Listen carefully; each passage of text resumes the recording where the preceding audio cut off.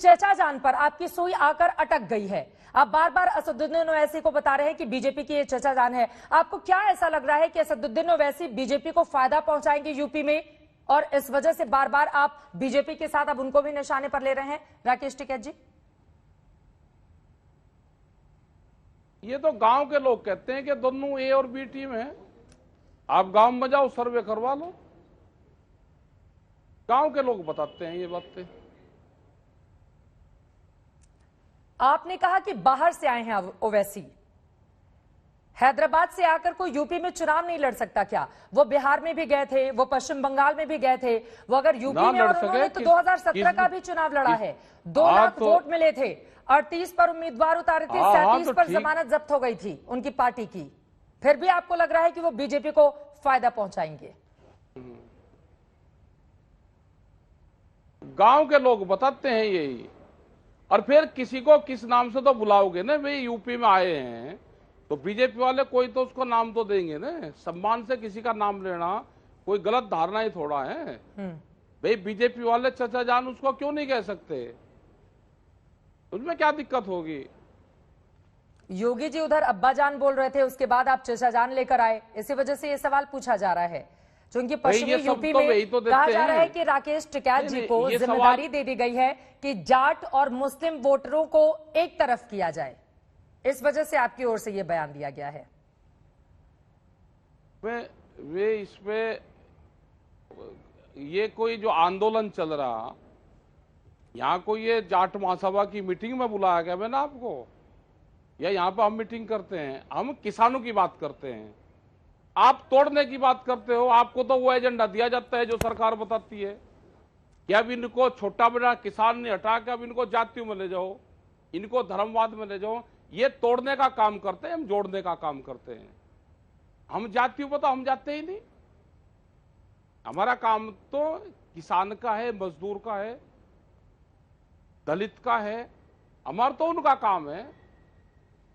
हमारा तो बेरोजगार का काम है, इनका काम है हमारा तो। आप इसको ले जाकर जातियों में घेर कर आप ले जाना चाहते हो इसको। बीजेपी से तो आपकी लड़ाई समझ में आती है, मगर असदुद्दीन ओवैसी को लेकर अगर आप चचा जान बोलेंगे तो आपसे सवाल पूछे जाएंगे। और मुजफ्फरनगर में हम सब ने देखा था, आप कह रहे हैं कि मीडिया धर्म के नाम पर घेरने का काम कर रहा है। अल्लाह अकबर का नारा लगाएं आप, हर हर महादेव कहें आप, और उसके बाद कहें कि मीडिया आपको धर्म के आधार पर घेर रहा है, तो क्या दिक्कत होगी? उसमें क्या दिक्कत होगी ये बताओ ना, क्या दिक्कत क्या होगी? हमने जाट महासभा का तो नहीं लगाया। जाट शब्द कहां से ले आए आप? ये तो अभी शुरू हुआ है पिछले 15-20 दिन से। आपको एक टास्क दे दिया कि आप इस पे करो। ये ना किसान बटा पहले, ना किसान बटेगा। आप जो यहाँ पे गेहूं, आटा, दाल, चावल खाते हो, आप बता सकते हो कि किस जाति ने ये उगाया?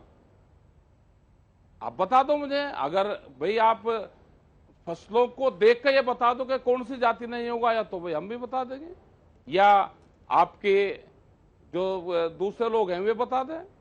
आपको यह दिया जाता है कि इस पे वो करो और इस पे बांटने का काम इनको करो। तो आप तो ठीक लग रहे अपने काम पे। आपसे सवाल नहीं पूछा जाए वालों को जो काम दिया जाता है बीते 3 बार से जाटों का वोट बीजेपी को मिल रहा है। 2014, 2017, 2019 बीजेपी इसी वजह से पश्चिमी यूपी में शानदार प्रदर्शन कर रही है, और उसको लेकर आपसे सवाल पूछ लिया जाए तो आप कहते हैं कि आपको टास्क मिला हुआ है। तो आपसे बताइए कौन से सवाल पूछे जाए राकेश टिकैत जी? नहीं, आप बताइए, आप सवाल बताइए, मैं वही सवाल पूछ लूंगी। हम ये कह रहे हैं कि आप नाम लोगे, मैं किसान बोल लूंगा, आप बोल लो। आप नाम लोगे किसी जाति का, मैं किसान शब्द का इस्तेमाल करूंगा, आप बोल लो।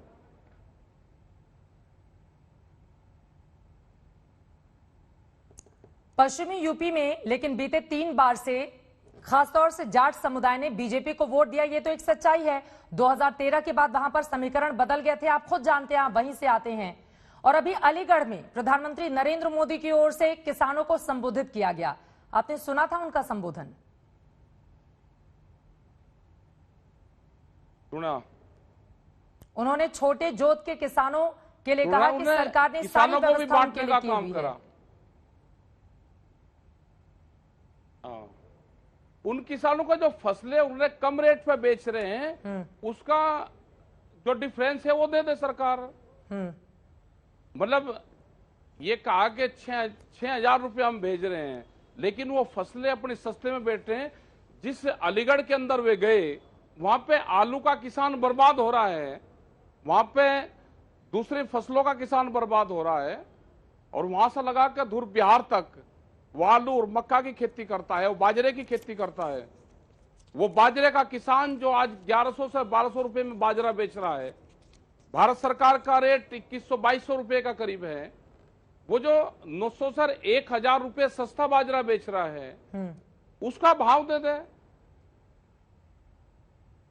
तो ये तो देंगे नहीं, बांटने का काम जरूर करेंगे, क्योंकि इनकी राजनीति बांटने से चलती है कि देश को बांटो, देश के आम नागरिकों को डिफरेंसेस उसमें पैदा करो। ये तो सारा काम ये तोड़ फोड़ के सवाल पे ये खड़े रहते हैं, नंबर 1 पे हैं ये।